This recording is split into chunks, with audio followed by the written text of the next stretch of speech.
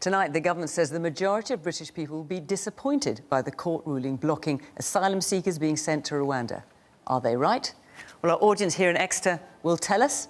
This city in Devon is famous for its Norman cathedral and its rich Roman history. It's also had the same Labour MP since 1997. So our audience here, as always, is a broad reflection of the wider electoral picture across England. They also have a lot to say about, has the time come to renationalise the water industry, and why is it still so hard to see a GP? Welcome to Question Time.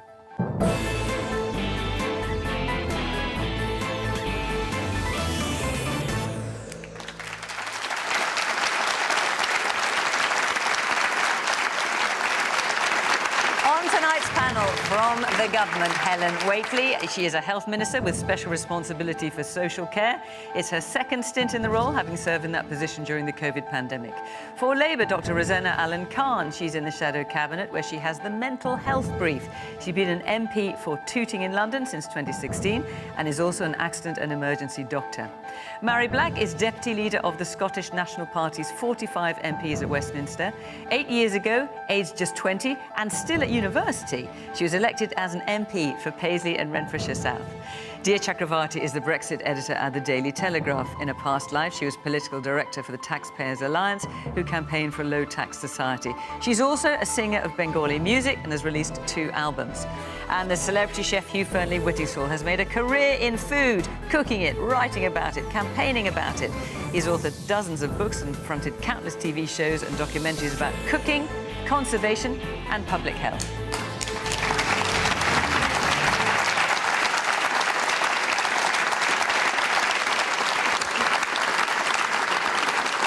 Good evening. Welcome to Question Time from Exeter. Welcome to our panel. Lovely to see you. Welcome to our audience. Lovely to see you as well, of course. And welcome to you at home. We're on social media, as always, and we're also on a podcast on BBC Sounds after the programme, so do give that a listen. Let's kick off with our first question, which is from Amir Abbasi. Is it time to give up on the Rwanda plan? So the Court of Appeal ruled today that the government's plans to send asylum seekers to Rwanda are unlawful, overturning a previous High Court ruling, and the government now says it's going to appeal to the Supreme Court. What do you think, Amir? I think, if I got this right, but 2 of the 3 judges said it was not safe. That should be enough. And spending more public money on dragging out what seems to be a very unfair policy and ongoing is just a waste of time and money. Waste of time and money, Helen? So, no, and the government disagrees with the conclusion of the Court of Appeal on this. The High Court last year supported it, was OK with it. The Court of Appeal, no, and as you just said, Fiona, the government plans to seek permission to appeal the latest view on it. But one reason why it's so important actually to do this is because we do need to stop the small boats. We can't have an open borders policy.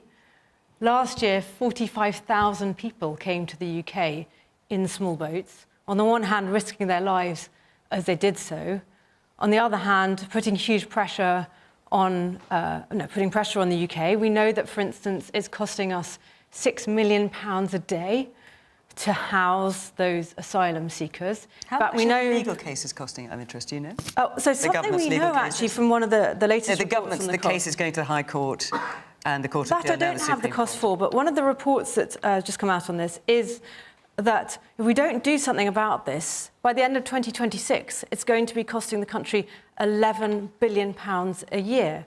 So that's not sustainable. So we have to do something different. We have to do something to deter people coming in small boats. Now, one thing that we know from international examples and indeed from our experience with the deal that we've done with the Albanian government for Albanians to be returned home if they come here in small boats is if people know they can't stay in the UK if they come here illegally, then it will deter them from coming here. That's such an important part of the policy. And then if we do that, we can do what we know we want to do in this country, which is actually be a place of haven and sanctuary for people who are refugees from war-torn countries, as we've done for people coming from Ukraine, coming from Afghanistan, coming from Syria. We want to be able to continue to do that. I mean, 75%... But we can't do that while people keep coming here in the numbers 75% in of small applicants boats. that come to the UK in small boats and other ways are granted asylum. Well, but the important thing is... So not all the people who come in small boats wouldn't get asylum. Well, no, but the important thing is to make sure that we have the safe routes. And as you'll know, the audience will probably know, we work with the UN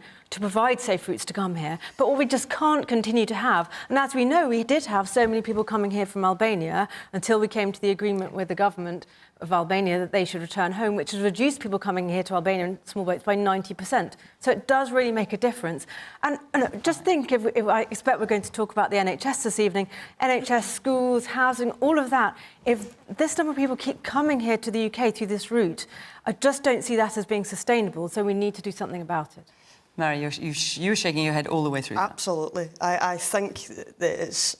For two reasons, I think we should scrap it altogether. The first one being on a moral compass, because I think it's a barbaric system to begin with. There is no such thing as an illegal human being, especially not those who are fleeing war and persecution. But even secondly, I would add to that, even if you just look at it as purely a financial argument, the UK government's own figures show that the taxpayer is paying £169,000 per migrant. That's to send one person to Rwanda. It's going to cost £1.8 billion to deport all of the 11,000 people that have arrived in the UK this year. If the Tories are serious about getting money spent in good places, it would have been an idea over the last decade not to keep implementing austerity, not to have COVID contracts going out to France, or PPE that isn't fit for purpose. Let me hear a little bit from our audience. There's a woman there in the green dress. Hello, yes. It is unfortunate that some of the rhetoric coming from this current government is in parallel to what happened in the 1930s. As a child, I couldn't understand how the Nazis came to power, and now I understand it. We're starting to other people. A very small percentage of people actually come to this country. They're coming in the boats because we've cut off the legal routes. And I cannot understand why a government which is full of people of colour, some of whom came to this country as a result of the kindness of governments before, are using this rhetoric when they have tanked our economy. 6 weeks of Truss and Kwarteng tanked the economy so that children, people like my daughter, will be paying £400 a month more for her mortgage. They are deflecting all of that by talking about small boats. OK. Right, we'll come back to you. No, in the dark blue top. Yes. They are risking their lives when they come. I'm on a local lifeboat crew, so I appreciate the dangers of the sea. But those people risk their lives to make that journey, and obviously there are criminals making money from this, but I don't think they will not risk their lives just because they might go to Rwanda or they may be sent back. They're desperate people, and they will still continue to come, I believe. Rosena. Firstly, I just think we need to take a moment and think about what drives people to leave everything they have, take their children on treacherous journeys. I've been a humanitarian doctor now for over a decade. I've seen the very worst of humanity. I've seen genocide. I've seen parents who have to choose to flee with the children that are still alive or stay lying next to the graves of those they've had to bury. These are the people we're talking about when we're othering them, when we're talking about them as though they are not humans. The choices they have to take to get into those boats to seek a better life isn't easy. Do you think they even want to do that? Of course they don't. They would like to live in peace where they are. But it is inhumane. It is unworkable. And today, rightly, it's been found to be unlawful. And so what is Labour's policy, Rosena? Because Keir Starmer also talks about wanting to stop people smuggling and people coming across the channel. I would say, as well as the economic argument, which has already been laid out, I would like to ask Helen... Well, hang on, let's hear what Labour's policy is first. Let's hear what Labour's policy is first for you.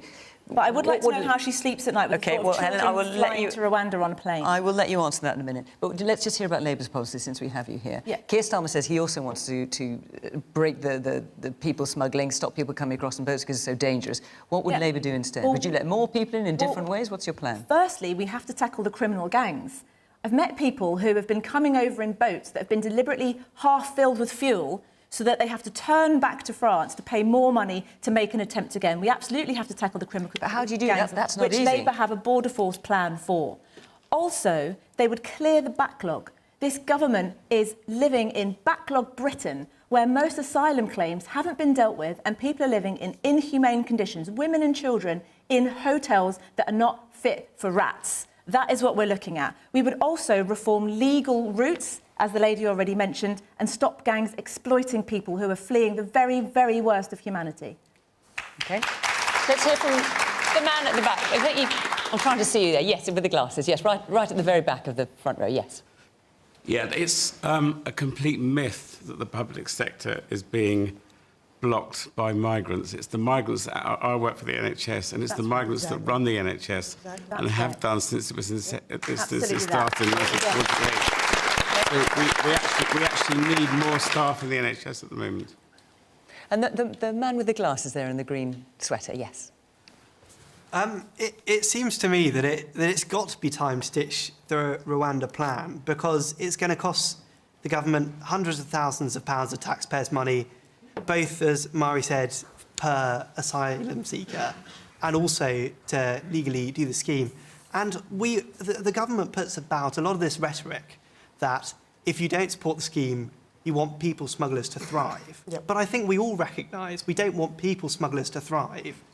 But yet, the Home Secretary not being able to answer at a select committee how a 16-year-old orphan from an East African country fleeing war can get to this country safely and legally.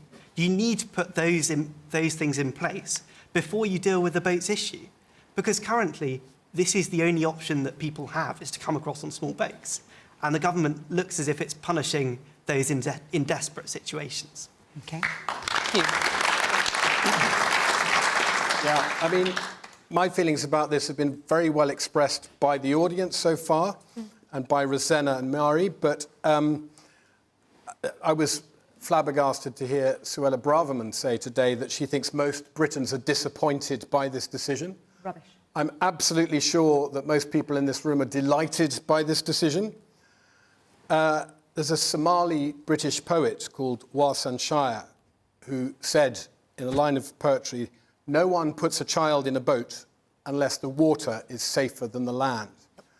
I think that's both beautiful and also tragic, and it expresses perfectly the plight of these people. Nobody gets on these boats unless they're desperate. And to reel out a sort of shoddy bit of populism, a high-profile policy that grabs the attention of the right-wing press, gets amplified in a really unpleasant way, which our friend alluded to at the very first comment from the floor, that frankly smacks of language of a very, very dark time, is completely unacceptable.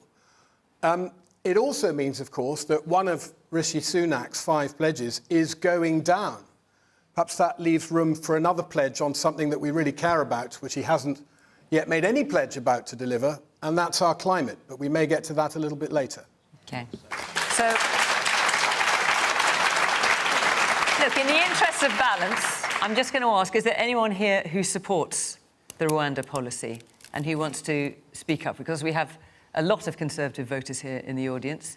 Yes, the man at the back with it. Let's just get a microphone to you. Are you suggesting that France is unsafe? OK, hang on, I'm just asking, I mean, if there's no one here, then let's recognise that fact. Is there anyone here who supports the Rwanda policy? Yes, the man here. What, you do support it at the back? I don't want to take words from your mouth. OK, let's hear from the man in the glasses here. I don't support the Rwanda policy as much, but I do agree with the guy when he says these people get into small boats. They've crossed several safe countries to get to France. Why do they not stay in other countries? There is no need to get into a small boat and risk your life. OK. But just so I'm clear, because we're very careful how we select our audiences here, and I'm not trying to overstate the importance. This is not a YouGov poll. But what I'm seeing here is that even though we have more people who voted Conservative than for any other single party here, is there anyone here who supports sending people to Rwanda? Good on you. Do you want to respond to to that, Helen, and to what you've heard? Now or after? No, just do it now. I'll come to you in a moment, if you forgive me. Yeah, there's a few things to pick up there. And I just wonder what you think of the fact that there's no support in the audience for sending asylum seekers to Rwanda. Well, I think on that specific point, it's because this is a very hard problem to solve. And I think most of us feel that we want to be welcoming people and understand that people have made hard and difficult journeys to try and come to the UK before they choose to get into a small boat. And though, yes, they're in France, they've crossed several safe countries, but we know that they have started out from places where life is very hard. And I went a few years ago to the migrant camp known as the Jungle in Calais. I took a carload of donations, and I went with some other Conservative MPs, and we talked to the mainly young men who were in that camp and heard their stories. And I heard their hard stories and their reasons for so much wanting to come to the UK.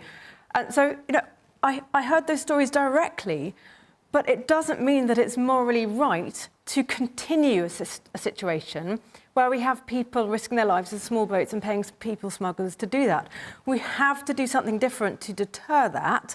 And I actually haven't heard anything which is a real policy on that from Labour or from the SNP. We have a 5-point plan. We're happy to repeat it. We know, we're working with France.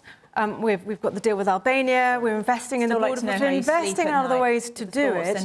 But we know that doesn't work. We know what we need to do is, on the one hand, deter people from coming here illegally, and then on the other hand, make sure that we have the safe routes. We've welcomed 500,000 people in recent years from other countries here through safe routes, whether that's, for instance, the many thousands of refugees who've come here from Ukraine. There may be people in the audience who are hosting Ukrainian families. And just in terms of Rosena's point about children, as I understand it, but correct me if I'm wrong, if you're under 18, you don't go to Rwanda. Oh, right, yes. So it's OK if you're 18, then?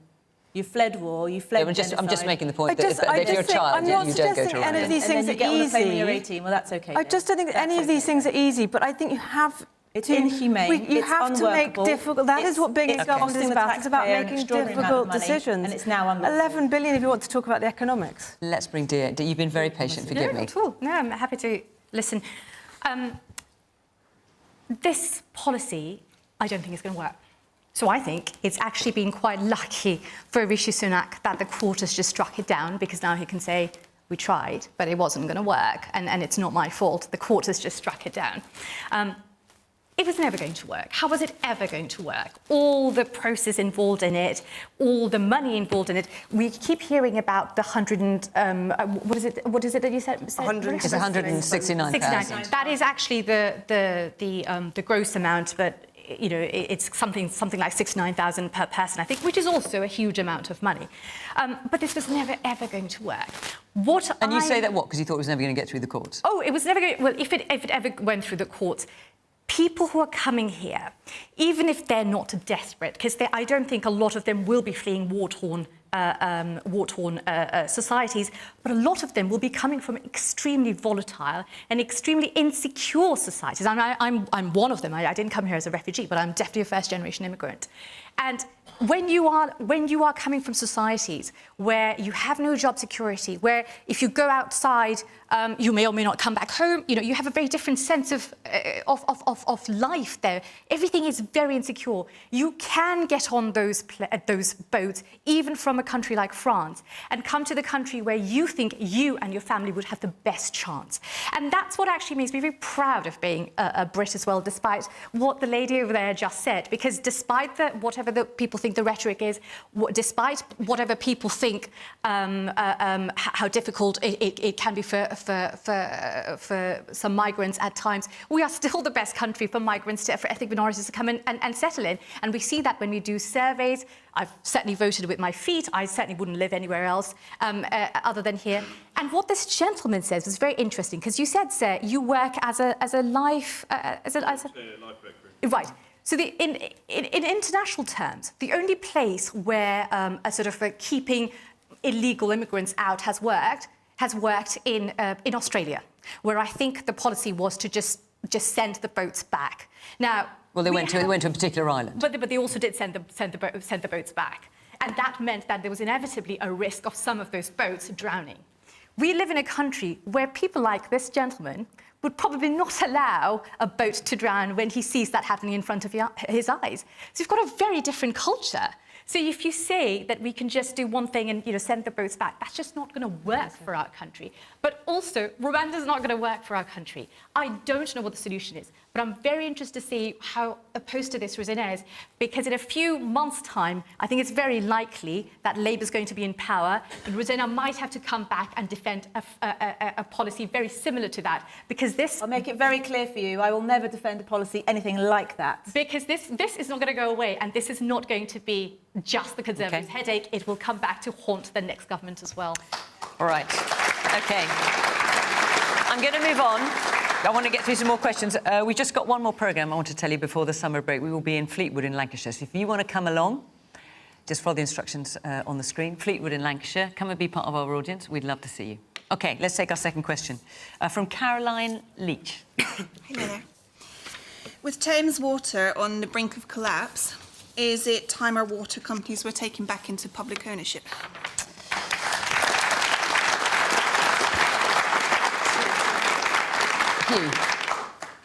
For me, yes. I'm going to go out on a limb, yes. I mean, certainly my heart absolutely says that it's time to renationalise the water companies. I mean, Thames, what an absolute mess.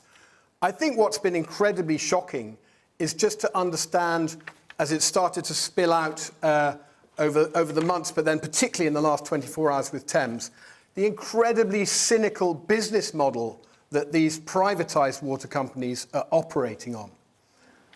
First of all, they're taking our money, right? We give them, we pay our money to the water companies so that we get what we expect is clean water, good sewage treatment, and please, clean rivers and clean beaches that we can all swim in and enjoy. And then, so they take that money, and then they borrow extraordinary amounts of money when the interest rates are low, and they give huge dividends to their shareholders while absolutely failing to deal with the mess that's going on, with the falling apart of the infrastructure, with the frankly shit, if I can say so, that's going into our rivers and arriving on our beaches. And when the proverbial shit hits the fan for them, and they're £10 billion in debt, suddenly they're looking to their shareholders to put money in. The shareholders don't want to do it. Can I just interject for one moment? Hang on, because we are on iPlayer at 8 o'clock, which is before the watershed. Now, I've got to be honest, I don't know what the rules are on iPlayer, but I apologise if anyone was offended by that word. After the watershed, feel free. I apologise a bit if anyone was offended by that. But, I mean, this is a subject that requires strong language because it's an absolute disgrace. And so yeah, renationalisation would be that's the way this should be done. Do you think we can afford it? Well, obviously there's a cost to that, but one thing that's being talked about, and one reason that perhaps some of my fellow panellists might give for not doing this, because it's going to be so expensive, is that we need to compensate the shareholders. We do not need to compensate the shareholders.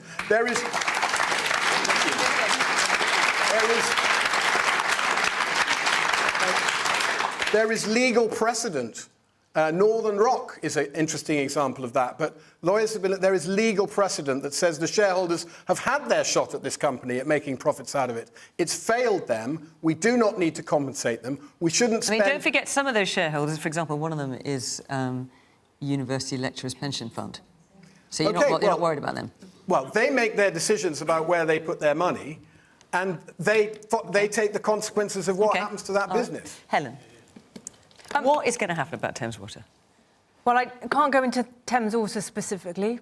It's a private company. I can't speculate on the state of their finances. But we know the government is looking at, or we understand the government's looking at plans to take it back into public ownership should it need to. Ofwat, as a regulator, monitors financial viability of major key water companies, and that's something that they do. But on the question about whether nationalising is the right answer, I would say a clear no. It's not an easy answer. I'm sure Mhairi will talk about this in a moment, but I would think that Scotland is an example of why it's not an easy answer. And one reason is, in Scotland, water is nationalised. Yes. You have a huge problem with sewage outflows. Last year in Not Scotland, like England, I can assure you. 19 million litres of sewage was dispersed into Scottish waterways. That's 19,000 Olympic swimming pools worth. And you only monitor 70% of sewage outflows.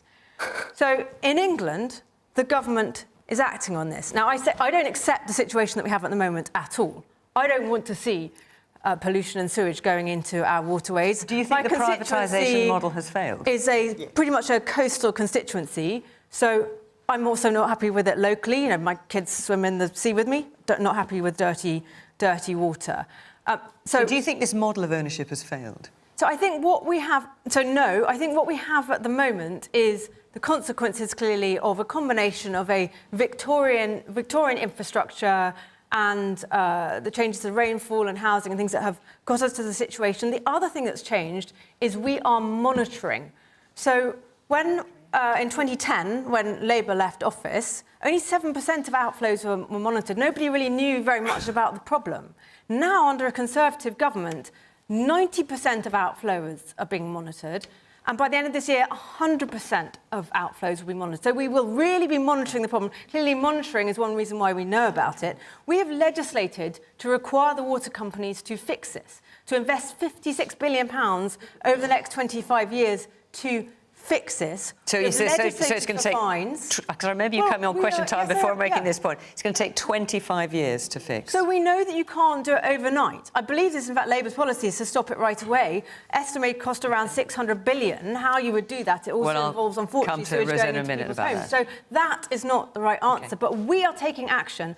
I want it to be as fast as possible, but I am realistic that it will take time, but it has to happen and it will happen. All right, there's lots of hands up. Let's hear from some of you. Yes, the woman in the I think it's a white dress you're wearing with the glasses, yeah. You're saying 25 years, but we're in a climate emergency. We've got severe drought problems. We've got severe water scarcity issues. In the UK alone, we actually don't have enough water as it is to actually go around. And you're talking about solving a problem in 25 years' time. So not only that, you've then got the pollutants that are going into the river, the pollutants that's going into the sea. They're not only people, as Hugh said, that we rightly swim in, exactly around this area, but they're then flooded. So all of that contaminants is then going back into 1 in 5 buildings. So you're not doing anything. You're saying 25 years. In 28 years, that is the 3 degrees we're going to see in the UK climate change. OK, let's hear from the woman behind you. Yeah. Water's an essential. We need it to live. I don't understand why it's a not-for-profit business. Yep. I think the shareholders have made their money. Those dividends, 70 Let me go. I'll come back to you in a minute. So, Rosena, the question is it time the water companies were taken back into public ownership? Labour's not proposing that either, is it? No, Labour's not supporting the idea of public ownership. No, but firstly, on Helen's monitoring point, you said the word monitoring so many times.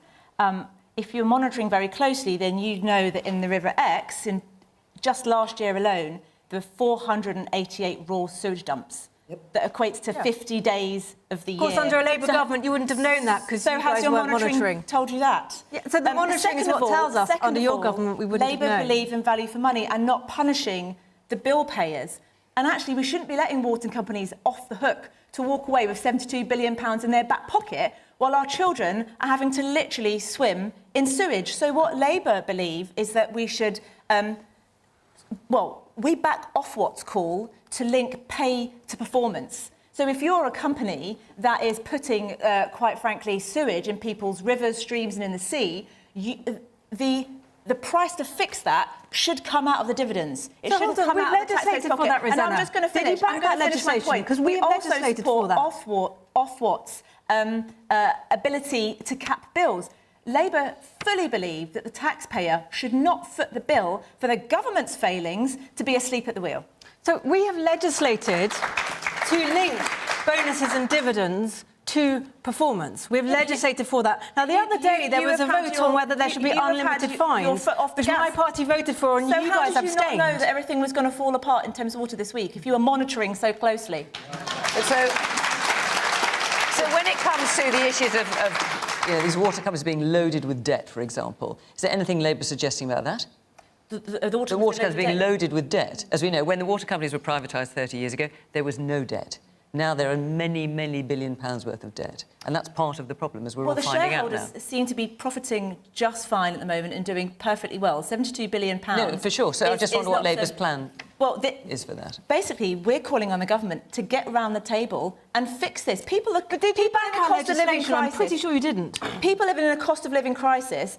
Now, on top of wondering how they're going to pay their food bills, wondering if they're going to be able to heat their homes in winter, wondering if they can get an ambulance, and now wondering if they're going to turn on the taps and not have any water. When we legislated to connect... I will let you in. So when we legislated to make sure that bonuses and dividends were related to performance, did you back that vote? Have you backed that legislation? We back off what's called to link pay to performance. But we've done that. You don't know. All right. I have a feeling we're not getting anywhere with this. What do you think? That's it. No.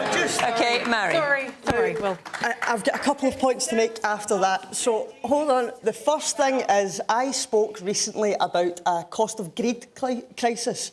And this is the perfect example of it. Because how is it that we have a company that has been making extortionate profits for years, particularly during a cost of living crisis? And when you're talking about the infrastructure and things, why the hell didn't they invest in having a proper system set up? Instead, they're happy to take all of the profits, hoard them, and then turn to the taxpayer when it all goes, it's up. Respecting the water. What has happened to the language on this programme tonight? Just if I could also add, as you touched on at the start, Scotland is the only nation within the UK that has its water in public hands. Now, the reason we do that is because in Scotland we see water as being a fundamental basic right. It shouldn't be there for anyone else to profit off of. And this is where, and I appreciate we're not in Scotland right now, but from a Scottish perspective, this is where things like the Internal Market Act become really dangerous, because devolution allowed us to put water into public hands. The Internal Market Act is creating a back door by which the UK government can come in and do whatever the hell they like. So, Mhairi, when you've got the Marine Conservation Society saying urgent action is needed to tackle Scotland's sewage problem, they would indicate there is a problem there. I can accept that, but at least there's still water coming out of taps. At least well, there is still water coming out of taps for most of England as well. For going in a swim, it is nowhere near what it is like here. And the levels of sewage that are getting pumped into English waters is disgusting, not just metaphorically, but it's literally. Situation in Scotland. There's lots with your hands up. I'm going to come round you. I'll just bring Dear in because I left it a long while before. I don't want to do that again. No, that's fine. I think, if I'm not mistaken, Northern Ireland also has privatised water, and I don't think they're doing... 2 out of 4. I don't know that I don't think they're doing very well. But Mhairi, with all the talk... Mhairi, sorry. That's okay. With all the talk of nationalisation and Scotland doing OK, there was a time when Scotland, because it was under national ownership, it was really struggling with funds, and you had to look at PFI contracts to do that. So this is always an issue with my mistake, with nationalisation. Funding becomes the biggest issue. So when give Scotland independence and you have the full powers to do it properly. Sorry, I didn't hear that. I said if Scotland had the full financial powers of a normal independent country, we wouldn't be in the situation that you're describing. Yes, but are you saying you'd have unlimited funds for the water companies? For instance, I mean, the Scottish, you would have to face the issues that other countries face too. The Scottish Parliament has no borrowing powers whatsoever. The reason we believe in independence is because we want governments to be able to make policies tailored towards Scotland instead of funneling millions into plans like Rwanda. Right. Carry on. So, with that in mind, when the problem with nationalisation, or the problem that England faced when water was under state control, is that funding, capital, always had to compete with other sectors, such as the NHS, such as education, and it was a drastically underfunded institution, which is why it had to be privatised. But I think people are right to be absolutely livid livid about this. You guys have it the worst, I think. If you here are under South West Water, yes, you are one of the worst. Yeah. I mean, you don't need me to come and tell you about this, of course, but of course you're angry about this. They have been fined, I think, something like 2 million for a period of 4 years when they were just contaminating completely. I always think about when there's a choice between nationalisation and privatisation. Privatisation in this context didn't work very well. But it's a bit like when you go to a doctor and for whatever reason you've ended up going to a really rubbish doctor. Maybe they weren't vetted very well, maybe they went to really rubbish universities, didn't really make the grades, whatever. You then decide, you know what? This doctor isn't working for me, I'm just going to go to the pharmacist down the road from now on. Now, the pharmacist might be kindly, the pharmacist might be someone... Gosh, where's this going, dear? You're wanting to get to the point here. The pharmacist is not qualified to do what the doctor needs to do, which is a complex operation. And the state, which automatically means politicians, these people, with the greatest respect to my co-panelists, power is in the hands of these people, and they will again and again and again make a mess of things. Mark my word. You need better companies, you need better regulated companies, but it has to stay privatised. OK, let's hear from a few of you, and then... I thought we were never going to get there, dear. I don't know where on earth it was going. But we got there in the end. It's a woman right at the back with the white T-shirt and the green cardi, yes. Isn't it a little bit naive to say that the government won't be able to employ people who are capable of a job? And hopefully that would be a Labour government. But if we look to what Scotland's done, they've got independence in terms of your water, so that's free, your prescriptions are free, and your education is free. Yep. And if I could move, I would. OK. We'd welcome you. Man with the pink check shirt there. Yes, you, sir. Hello. Isn't one of the issues that Ofwat have consistently and significantly failed to fulfil their remit? Mm-hmm. Man here in the blue shirt, right at the very front. Yeah, just to further that point, really, why hasn't the regulator come down on Ofwat? Yeah. I also work for a different utility. Well, Ofwat is the regulator. That's what I'm saying. Why haven't they performed and actually done their job? Because how have they managed to take on all of this debt? And for us to be able to take that debt on now, when we nationalise it, if we nationalise it, it's not going to be possible. And then other utilities, I work for the electricity industry, and our network is solid because we've invested in it. Okay. And as you say, Ofwat is actually the arm of the, it's the arm of the state. That's the quango. The regulator would find us so hard that there's no point. Yeah. We might as well do the work to improve the infrastructure. 2 million for South West Water over a few years is nothing compared to what they're being paid for all of their shareholders. Okay. Let me ask you briefly, are you satisfied with the conduct of Ofwat in this particular case? Well, I'm not satisfied with the situation with water companies. But are you satisfied with Ofwat as a regulator, given the situation we're in with Thames Water now? Well, I can't, as a government, I cannot talk and sort of hypothesise on the situation or speculate on the situation with Thames Water. I'm asking. No, I'm not asking you. But we know that Thames Water is trying to get money from shareholders. We know that it's in trouble. Are you satisfied that Ofwat generally is doing the right job when it comes to the water companies? Because it's not the only one that's looking dicey at the moment. Thames Water. What I'm not satisfied is overall the situation where we've got to. But you have total confidence the contamination of the waterways. But as far as Ofwat's concerned, because there's two people now have asked about it, do you have total confidence in Ofwat? Well, I'm just not going to. I don't want to get drawn into the rights and wrongs. OK, all right, you're not going to answer it. If you will allow me. Very quickly. I think the model, the privatised for-profit model, is a busted flush. And the main reason it doesn't work is because it's actually a series of monopolies. So people can literally help themselves, and they haven't been properly scrutinised. At least if it's in public ownership, ultimately the government's answerable. And if they don't get it right, we know how to get rid of them. It's free. It's free. OK, go on. Very briefly, Helen. Very briefly. I just wanted to pick up on one point, and there was a lady up there who was talking about things being free. I mean, the problem is, ultimately, these things do have to be paid for, and it's to be paid for by taxpayers. And the point that Dia made was absolutely right about the history and why privatisation, because something like water, the infrastructure, tends to lose out in the competition for investment. All right. Privatisation has led to £160 billion being invested in water infrastructure. Let me move on. And there's going to be more, but we have to make sure the rules are right. OK. Sorry, you're shouting out, but I can't hear what you're saying. OK, all right. Let's take another question from Leslie. Leslie Yoffe. Could you tell me why, now COVID is on the back burner, we still can't get to see a doctor when we want to? Are you asking this from personal experience, Leslie? Yes, I am. So what happened with you? Yeah, I collapsed and I was taken to hospital and I was treated extremely well, went through many departments and got home, went to phone the doctor. That was 7 months ago and I still haven't seen him. Spoken on the phone, but he hadn't seen, you know, the injuries that I had or... And is that because the doctor's saying he or she doesn't need to, or just can't give you the time? I presume can't give me the time. 7 months, you say? It's 7 months now. Well, I'm sorry to hear that, Leslie. I am. Rosena. Leslie, I'm really sorry to hear that, and it totally breaks my heart. And I work on the NHS front line, so I've never stopped doing my shifts in A&E.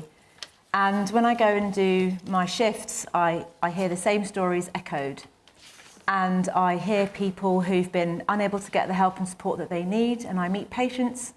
For example, an 80-year-old lady who was caring for her 3 young grandchildren. She'd had a lump that had been growing. She hadn't been able to get an appointment to see someone. And by the time I saw her in A&E, I knew that what we were looking at was inoperable cancer. This is not a singular event. This is actually common practice now. We have over 7 million people on NHS waiting lists, and we have a Conservative government that have failed our country.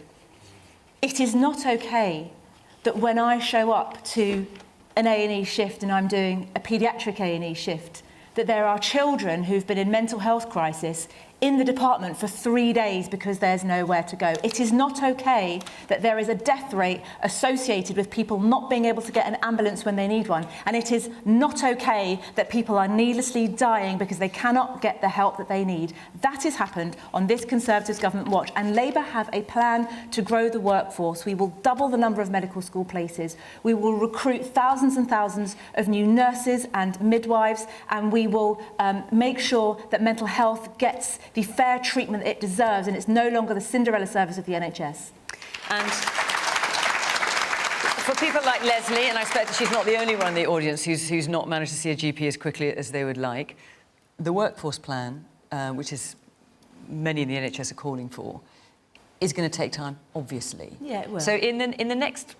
I mean, you're hoping to be in government, what, next year or at the very latest the year after? ASAP. So what, in the meantime, should you be in government? Can people expect anything to improve, given how long it will take to get more GPs in the system, or will they just have to wait?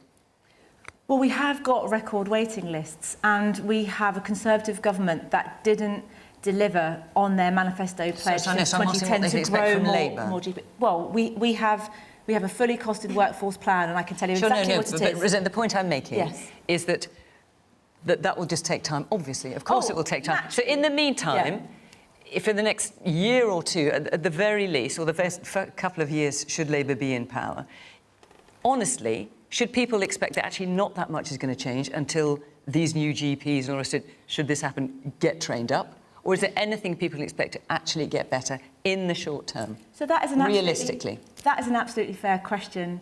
And I'm never, ever going to sit here and say to you that overnight, the moment we're in government, it's all going to be fixed. We have a plan. Of course, it takes time to grow a workforce, but we have a commitment to do so. We have costed it, and it will take time to train people, but we also have to really importantly value the staff that we've got. 6 million mental health sick days were taken in the NHS just last year alone. We go to work with one arm tied behind my back. We have to perform intimate examinations in cupboards and see our patients lying on floors. I'm sorry, but NHS staff and patients deserve better than that. Yeah. So the question is, with COVID on the back burner, why can't I get to see a doctor when I want to? Oh, it does seem to be reforms are necessary, and it seems like Rosena's colleague, Wes Streeting, has been talking about reforms himself, which I think is quite a shift in Labour's policy, but I don't know how Rosena feels about it. I don't know, Rosena, in January, when you were asked on Radio 4, you weren't quite sure whether you were supportive of Wes Treating's reform proposals. Have you made your mind up yet? And which reform proposal are you talking about particularly? Are you talking about reforming GP contracts? Yes, yeah. I wasn't unsure on any radio of what you're referring to, but ultimately, thank you for giving me another opportunity to talk about our plan. Because I'm here as a listener too. You need to convince me as a voter. So you don't know what she's referring to. That's what you're saying. I'm very confused by what she's saying because ultimately, what do you mean? We have a plan. So you were asked on Radio 4 in January when Wes Treating came out saying, I don't understand why BMA stands in the way of us reforming the NHS in a way which means that we can provide better services. We need to reform bits of the NHS in order to have a service that works. And how is that going I'm to... sorry, but I don't see why it's relevant that you're referring to an interview I had in January that no one even knows about. Oh, I do. At a point when we're talking because about the NHS. I'm really interested to hear what the reform policies are for Labour, because we are at a junction. Well, I'll very happily tell you This again. is your opportunity. Well, we better let Rosena off. Go for it. Convince me. Very happy to tell you. So, first of all, in mental health, we will recruit 8,500 new mental health staff. You're talking about GP contracts reform, I'm talking about funding on all of these things where we think the funding is going to come from. Oh, I can tell you exactly where the funding Okay. Okay, I can tell you exactly where the funding is. In the nicest possible way, don't take too long about it, otherwise I can't get anyone else in. So in the mental health, for example, we will close the carried interest tax loophole, and we will levy VAT on private school fees, which will generate us 1.1 billion, which will pay for our mental health pledges. Our workforce plan will be funded by closing the non-dom tax loophole. Right, and that's assuming all of those things. When you put those new taxes in, you're going to keep getting the revenue exactly at that level. Otherwise, you're looking at a tax gap. Do you feel better off after 13 years of Conservative government? Do you feel that if one of your children urgently needed to go to hospital, and I hope they never do, that you'll be able to get that ambulance? Do you feel that if you were sick or someone you loved was ill, you'd be able to get that GP appointment? Does anyone in this audience feel that after I would love to bring the audience in. So let's do that, Rosena, because you're sitting there very patient. I can hear a bit of grumbling because you're not getting a word in. So let's hear from you. Yes, the guy there in the short sleeve shirt, yeah. I don't think that anyone's expecting Labour to have a magical fix to the problems that the Tories have spent sort of 13 years implementing. The Conservative minister that we have here has spent the entire show sort of being passive. She used the word monitoring 15, 20 times earlier. When we were talking about water. Exactly. But the sort of way that questions are answered by this government shows the way that they're just passive in everything they do. They just have sat and watched as the country sort of crumbled around them in the last few months. All right. And the person at the back there with the check shirt, if you sit at the back with the glasses, you got your hand up there, yes. Yes, the young woman there, yes. So, one of the biggest things I always find with crisis politics like this is that the opposition and the government very rarely actually collaborate. If you do have a plan that will take a long time to implement, I have tried. Why can't the government and your own party collaborate now, save the time in the future for if and when you do get elected? Okay, all right. And the woman next to you. So every time we have a change of government, you each decide, oh, we're going to tweak this and we're going to tweak this in the health service. I have just recently retired, and we have new things every time, and it's like, why can't the pair of you, the party, it being independent with both parties going around a table? I'm agreeing with this lady. My husband had a new GP. He has only recently seen him, and he changed. The GP changed because we retired 18 months ago. My husband doesn't have electronic phone, so he can't do an e-consult. And there are lots of people of my generation and over that are not savvy doing an e-consult. Hugh.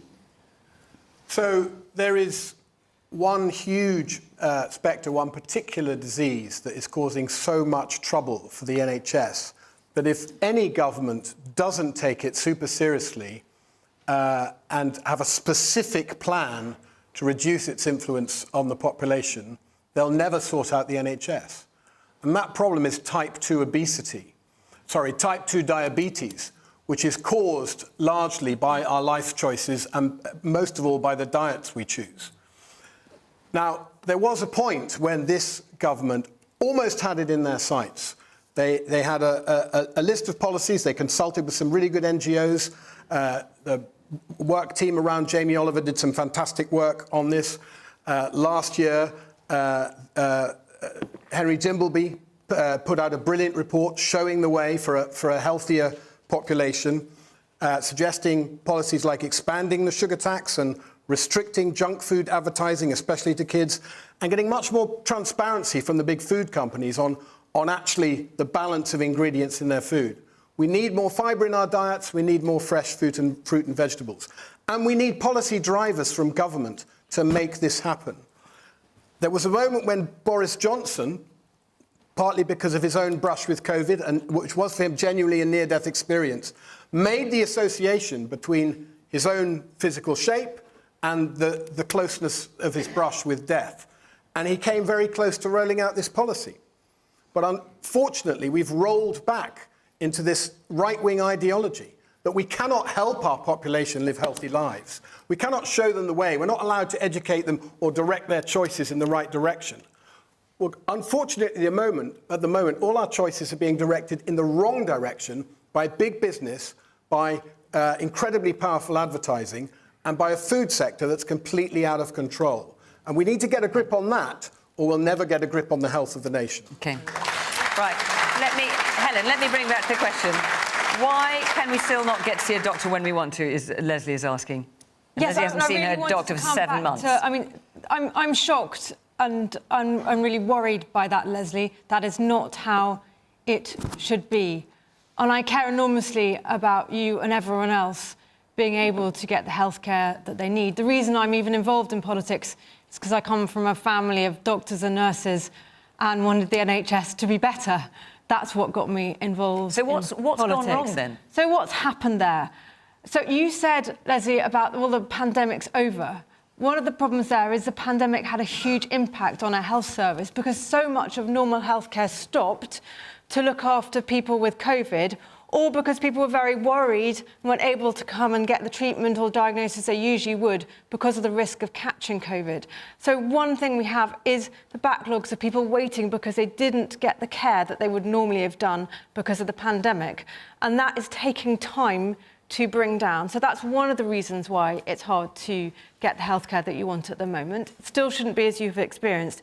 The other thing is the growing need for healthcare that we have as a population, which is something that started increasing, was increasing before the pandemic and seems to have really accelerated since. And it's affecting many, many countries. It's affecting other parts of the UK as well, in Labour-run Wales, in SNP-run Scotland, and other countries also facing these challenges. Let me say two things about what the government is doing about this, working clearly with the NHS in England. Firstly, working really, really hard to reduce those backlogs following COVID, to reduce the number of people who are waiting a long time, and making some progress. The waiting list is growing, as you know. It's at a record high. There is that, but what we have managed to do in England is we have brought down the number of people waiting more than 2 years, a really long time. I know, but overall it's grown, because there are more people on the rest of the waiting list. Step by step. First of all, the people waiting over 2 years, virtually eliminated. Now the people waiting over 18 months, virtually eliminated, something Labour-run NHS in Wales has not managed to do. So next year we expect to bring down the waiting list overall. Right. One of the things that's happening here is more people coming forward. So, for instance, in cancer, around an extra 20% more people than usual coming forward for cancer checks. This is a good thing, the right thing to do, much greater awareness of cancer. It's helping us diagnose, it's helping us catch more cancers early than ever before. That is the right thing to do to improve outcomes, but it is putting that huge pressure. Also, as we work to recover the NHS, it doesn't need to, we're supporting the NHS to change with a world in which, for instance, a country in which more people are living with multiple health conditions. Around 1 in 4 people live with more than one health condition. So what that involves is more people being cared for out of hospital by joined-up teams across health and social care. Not getting to see her GP at all, so... I realise that, and so we need to fix that. And now, across the country, there are now 26,000 more people working in primary care. We need to make sure that comes and helps you, Leslie, as well. So in Scotland, where undoubtedly, yes, we have problems, we have also a much better story to tell, because... Well, you've got the BMA saying the situation with GPs is critical. Yes, inadequate workforce planning, chronic underinvestment. Yep. So all is not rosy in the garden. Oh, absolutely not. No, there's always room for improvement. But again, I would just highlight the fact that it's still a better story than what Westminster can tell. But with the NHS being involved in Scotland... How is it better, I'll tell you. OK. So with the NHS being devolved in Scotland, although the purse strings aren't devolved, the power to implement the healthcare service is there. And with that one free hand, what we've been able to do, as was mentioned earlier on, we've been able to introduce free prescriptions, free personal and nursing care, and regardless of age. But where Scotland in particular is running into a problem is with social care. And part of that reason is something that nobody in Westminster wants to talk about, is Brexit. Because we cannot find the staff to fulfil all the duties that are required within the NHS and social care. And just to touch also on Hugh's point there, in the 8 years that I've been elected, I meet lots of experts and charities and organisations that live and breathe this stuff. And I find myself asking them, look, how many problems, particularly when it comes to mental health and just health in general, how many problems would be solved if people had more money in their pockets and they weren't forced to either skip on meals or go for the cheap meal deal or go for the McDonald's because it's cheaper than actually getting a bit of fruit and veg? That's where in Scotland we've been able to not only tailor our NHS, but also work towards a wellbeing economy, because everything works in tandem. You've got to give people the powers and the money to be able to make healthy decisions, and that is the starting point for making Britain a healthier country. OK, let's hear a little bit more from our audience. We're almost out of time. Man there in the glasses, yeah. I'm a paramedic who retired this month, and so I've worked through the pandemic and been involved in the NHS for many years.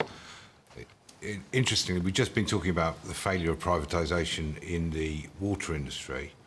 Why are we not addressing the failure of privatisation within our own NHS? Not even Labour are looking at privatisation. In fact, you want to increase privatisation. Privatisation is failing the NHS just like it's failed the water. Okay. And what aspect of it is it that it's taking consultants away from work that they could be doing for the NHS? If things are privatised, you have to spend money on lawyers, tendering, accountants. It's not about delivering a service, it's about making profits for the companies involved. OK. Let's hear from the man right at the front here. How on earth do you recruit for these positions that we need to fill when public sector pay is an absolute national scandal at the moment? You know, so we've got police officers, teachers, healthcare. You know, they're not being paid what they're due. They took us through the pandemic, and what are we doing to reward them? Yeah. Absolutely nothing. OK. And the man in the grey sweater there. Hang on, we'll just get a microphone to you. There you go. So, Helen, you say that you got into politics to help people, and you've been part of a party that over the past 13 years has systematically broken down our NHS. So, to go back to a question you were asked earlier, how do you sleep at night? Helen, I better let you answer that. Well, I think that, it's hard times for the NHS, as I said a moment ago, coming through the pandemic, but the NHS did an extraordinary job during the pandemic and continues to do an extraordinary job caring for so many of us day in, day out. Yes, we know that it's difficult. We know that people like Leslie, and there's a terrible example, having to wait for treatment. But actually, the NHS is doing some fantastic work. As I said, catching more cancers earlier than ever before. The one-year survival rate from cancer used to be 2/3 of people would survive. Now it's 3/4 of people survive. That's compared to 2010 to now. Those sorts of improvements are happening in our health system. And we want to look ahead now.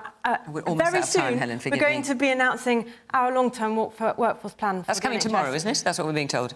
And that is very important. Yes, tomorrow? I'm Quickly expecting before we that. end. Right, very okay. important for the future of the NHS. All right. I'm sorry to cut you off, but we're out of time, I'm afraid. I had a couple more questions I wanted to get to, but we ran out of time, so forgive me, those of you who are going to put those questions. That is it for this week. Remember, we are in Fleetwood in Lancashire next week if you want to come and be part of the programme. Also, we are on a podcast on BBC Sounds after this programme. Thank you to the panel.